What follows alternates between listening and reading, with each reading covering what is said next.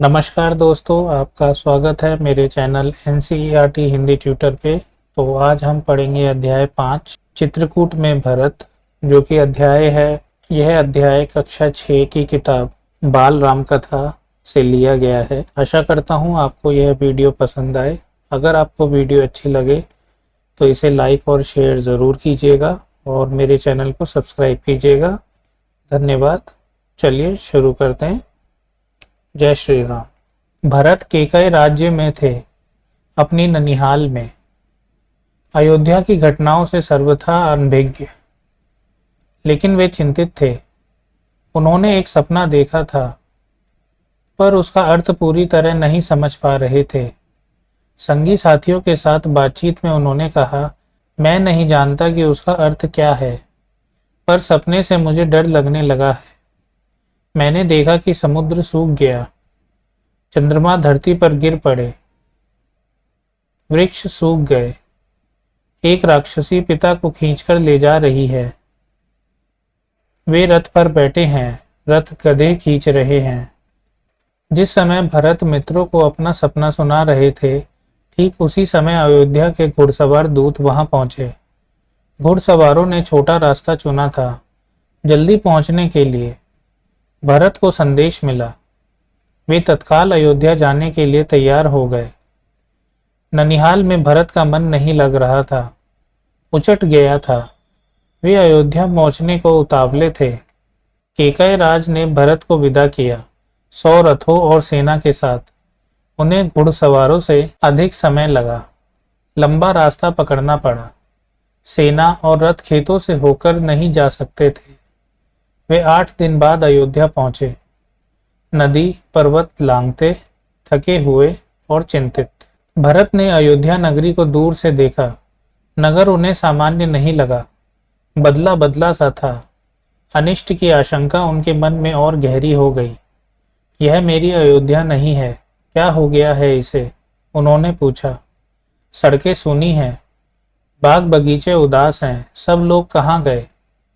वह तुमुलनाद कहाँ है? पक्षी भी कलरव नहीं कर रहे हैं। इतनी चुप्पी क्यों? किसी ने भरत के प्रश्नों का उत्तर नहीं दिया।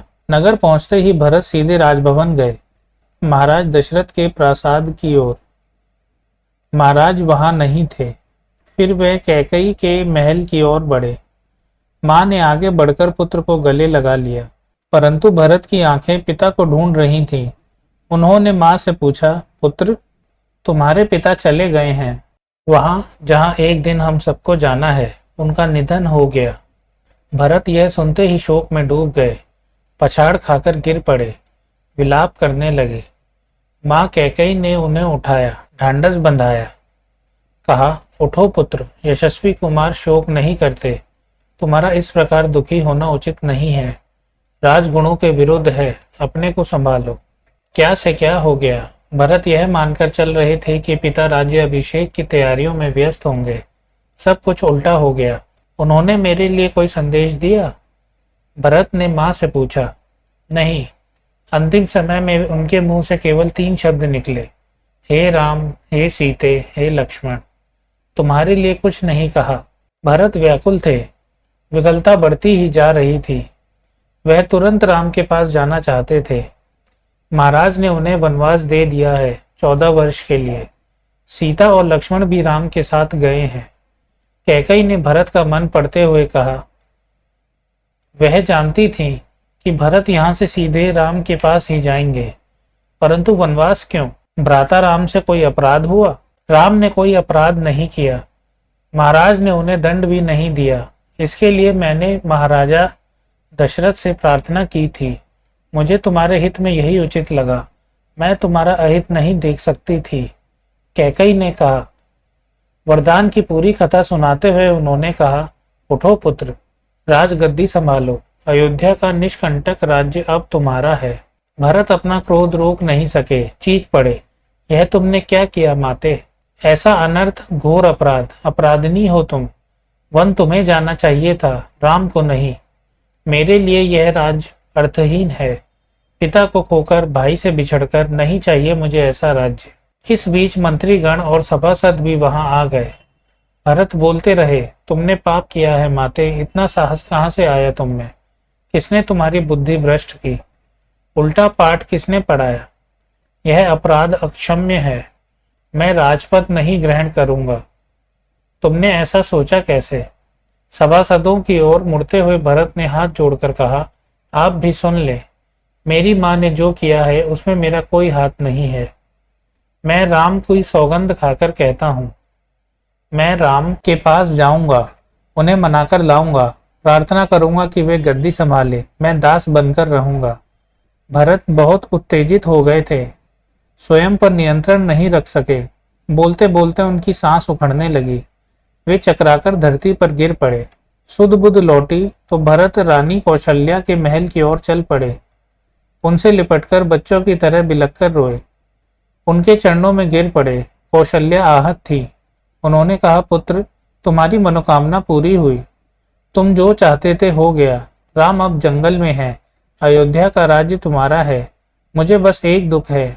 कैकेयी ने राज लेने का जो तरीका अपनाया वह अनुचित था, निर्मम था। तुम राज करो पुत्र, पर मुझ पर एक दया करो। मुझे मेरे राम के पास भिजवा दो। भरत ने रानी कौशल्या से क्षमा मांगी, सफाई दी। रानी कैकेयी के व्यवहार पर ग्लानि व्यक्त की। कहा, राम मेरे प्रिय अग्रज हैं। मैं उनका अहित सोच भी नहीं सकता। मैं निरपराध हूं। कौशल्या ने भरत को क्षमा कर दिया, उन्हें गले से लगा लिया।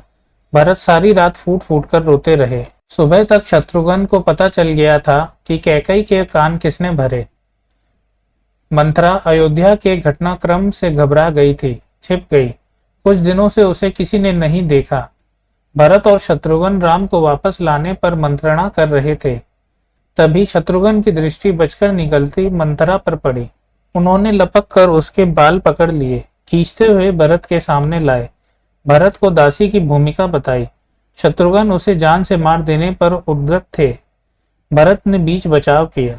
मुनि वशिष्ठ अयोध्या का राज सिंहासन रिक्त नहीं देखना चाहते थे। खाली सिंहासन के खतरों से वे परिचित थे। उन्होंने सभा बुलाई, भरत और शत्रुघ्न को आमंत्रित किया। भरत से कहा, वत्स, तुम राजकाज संभाल लो। पिता के निधन और बड़े भाई के वन गमन के बाद यही उचित है। भरत ने महर्षि का आग्रह अस्वीकार कर दिया। बोले, मुनिवर, यह राज्य राम का है, वही इसके अधिकारी हैं। मैं यह पाप नहीं कर सकता। हम सब वन जाएंगे और राम को वापस लाएंगे। वन जाने के लिए सभी तैयार थे। भरत ने सबके मन की बात कही थी। सबकी इच्छा थी कि राम अयोध्या लौट आए। अगली सुबह भरत सभी मंत्रियों और सभासदों के साथ वन के लिए चले। गुरु वशिष्ठ साथ थे। नगरवासी भी थे। अयोध्या की चतुरंगनी सेना तो थी ही। राम तब तक गंगा पार कर चित्रकूट पहुंच गए थे। वहां एक आश्रम था, महर्षि भरद्वाज का, गंगा यमुना के संगम पर। राम आश्रम में नहीं रहना चाहते थे ताकि महर्षि को असुविधा ना हो। महर्षि ने उन्हें एक पहाड़ी दिखाई, सुंदर स्थान, सुरम्य दृश्य, पर्णकुटी वहीं बनाई गई। भरत को सूचना मिल गई थी। वे चित्रकूट ही आ रहे थे, पूरे दल बल के साथ। सेना के चलने से आसमान धूल से हट गया। हर ओर कोलाहल। वे श्रृंगवेरपुर पहुंचे। निषादराज गु को सेना देखकर कुछ संदेह हुआ। कहीं राजमद में आकर भरत राम पर आक्रमण करने तो नहीं जा रहे हैं। सही स्थिति पता चली तो उन्होंने भरत की अगवानी की। गंगा पार करने के लिए देखते देखते 500 नावें जुटा दी। रास्ते में मुनि भरद्वाज का आश्रम पड़ा। उन्होंने भरत को राम का समाचार दिया। वह मार्ग दिखाया जिधर से राम गए। वह पहाड़ी दिखाई जहां राम ने पर्णकुटी बनाई। अयोध्या वासियों ने रात आश्रम में ही बिताई, इस संतोष के साथ कि राम अब दूर नहीं है। आगे जंगल घना था। सेना चली तो वन में खलबची मच गई। जानवर इधर उधर भागने लगे। पक्षियों ने अपना बसेरा छोड़ दिया। छोटी वनस्पतियां सेना के पांव तले कुचल गई। बड़े वृक्ष थरथरा उठे। राम और सीता पर्णकुटी में थे। लक्ष्मण पहरा दे रहे थे। कोलाहल उन्होंने भी सुना। वे एक ऊंचे पेड़ पर चढ़ गए, देखने के लिए कि मामला क्या है। लक्ष्मण ने देखा कि विराट सेना चली आ रही है। सेना का ध्वज जाना पहचाना था, अयोध्या की सेना थी। वे उत्तर की ओर से आगे बढ़ रहे थे। लक्ष्मण ने पेड़ से ही चीखकर कहा, भैया, भरत सेना के साथ इधर आ रहे हैं। लगता है वे हमें मार डालना चाहते हैं ताकि एक छत्र राज कर सकें। राम कुटी से बाहर आए। उन्होंने लक्ष्मण को समझाया, भरत हम पर हमला नहीं करेगा, कभी नहीं। वह हम लोगों से भेंट करने आ रहा होगा। राम ने कहा, भेंट के लिए सेना के साथ आने का क्या औचित्य? दो भाइयों के मिलन में सेना का क्या काम? लक्ष्मण आश्वस्त नहीं थे। वे सेना पर आक्रमण करना चाहते थे। राम ने उन्हें रोक दिया। वीर पुरुष धैर्य का साथ कभी नहीं छोड़ते। कुछ समय प्रतीक्षा करो। इस प्रकार का उतावलापन उचित नहीं है। भरत ने सेना पहाड़ी के नीचे रोक दी। नगर वासियों से भी वहीं ठहरने को कहा। कोलाहल थम गया। उसकी जगह पुनः वन की नैसर्गिक शांति ने ले ली। भरत ने पहाड़ी को प्रणाम किया। शत्रुघ्न को साथ लेकर नंगे पांव ऊपर चढ़े। पांव की गति अचानक बढ़ गई। भाई से मिलने की उत्कंठा में वे और प्रतीक्षा नहीं कर सकते थे। पहाड़ी पर दूर से उन्हें एक छवि दिखी। वे राम थे, शिला पर बैठे हुए। पास ही सीता और लक्ष्मण बैठे थे। भरत दौड़ पड़े, राम के चरणों में गिर पड़े। उनके मुंह से एक शब्द भी नहीं निकला। शत्रुघ्न ने भी राम की चरण वंदना की, बोले वे भी नहीं। उन्होंने दोनों को उठाकर सीने से लगा लिया। सबकी आंखों में आंसू थे। भरत साहस नहीं जुटा पा रहे थे बड़े भाई को यह सूचना देने का कि पिता दशरथ नहीं रहे। एक दुखद समाचार है भ्राता। बहुत कठिनाई से उन्होंने कहा, पिता दशरथ नहीं रहे। आपके आने के छठे दिन दुख में प्राण त्याग दिए। राम सन्न रह गए, शोक में डूब गए। राम को पता चला कि भरत के साथ केवल सेना नहीं आई है, नगरवासी आए हैं, गुरुजन हैं, माता है, कैकई भी। राम लक्ष्मण पहाड़ी से उतरकर उनसे भेंट करने गए। सबसे स्नेह से मिले। सीता को तपस्विनी के वेश में देखकर माताएं दुखी हुई। राम ने कैकई को प्रणाम किया, सहज भाव से। कैकई मन ही मन पछता रही थी। अगले दिन भरत ने राम से राजग्रहण का आग्रह किया, समझाया, विनती की कि अयोध्या लौट चलें। राम इसके लिए तैयार नहीं हुए। पिता की आज्ञा का पालन अनिवार्य है। पिता की मृत्यु के बाद मैं उनका वचन नहीं तोड़ सकता। भरत को राजकाज समझाया, कहा कि अब तुम ही गद्दी संभालो, यह पिता की आज्ञा है। राम भरत संवाद के समय मंत्री और सभासद वहां उपस्थित थे, मुनि वशिष्ठ भी। भरत बार बार राम से लौटने का आग्रह करते रहे। राम हर बार पूरी विनम्रता और दृढ़ता के साथ इसे अस्वीकार करते रहे। महर्षि वशिष्ठ ने कहा, राम, रघुकुल की परंपरा में राजा ज्येष्ठ पुत्र ही होता है। तुम्हें अयोध्या लौटकर अपना दायित्व निभाना चाहिए। इसी में कुल का मान है। राम ने बहुत संयत स्वर में कहा, चाहे चंद्रमा अपनी चमक छोड़ दे, सूर्य पानी की तरह ठंडा हो जाए, हिमालय शीतल ना रहे, समुद्र की मर्यादा भंग हो जाए, परंतु मैं पिता की आज्ञा से विरत नहीं हो सकता।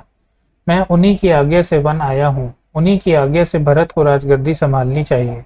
राम किसी तरह लौटने को तैयार नहीं हुए। भरत के चेहरे पर निराशा के भाव थे। वे विफल हो गए थे राम को मनाने में। आप नहीं लौटेंगे तो मैं भी खाली हाथ नहीं जाऊंगा। आप मुझे अपनी खड़ाऊ दे दें, मैं 14 वर्ष उसी की आज्ञा से राजकाज चलाऊंगा। भरत का यह आग्रह राम ने स्वीकार कर लिया, अपनी खड़ाऊ दे दी। भरत ने खड़ाऊ को माथे से लगाया और कहा, 14 वर्ष तक अयोध्या पर इन चरण पादुकाओं का शासन रहेगा। सबको प्रणाम कर राम ने उन्हें चित्रकूट से विदा किया। राम की चरण पादुकाओं को एक सुसज्जित हाथी पर रखा गया। प्रतिहारी उस पर चंवर डुलाते रहे। अयोध्या पहुंचकर भरत ने पादुका पूजन किया। कहा, ये पादुकाएं राम की धरोहर हैं, मैं इनकी रक्षा करूंगा, इनकी गरिमा को आंच नहीं आने दूंगा। भरत अयोध्या में कभी नहीं रुके। तपस्वी के वस्त्र पहने और नंदीग्राम चले गए। जाते समय उन्होंने कहा, मेरी अब केवल एक इच्छा है, इन पादुकाओं को उन चरणों में देखूं जहां इन्हें होना चाहिए। मैं राम के लौटने की प्रतीक्षा करूंगा 14 वर्ष। तो हमारा अध्याय 5 चित्रकूट में भरत पूर्ण होता है। आशा करता हूँ आपको यह वीडियो पसंद आए। अगर आपको वीडियो अच्छी लगे तो लाइक और शेयर जरूर कीजिएगा और मेरे चैनल को सब्सक्राइब। तो मिलते हैं नेक्स्ट वीडियो में। धन्यवाद। जय श्री राम।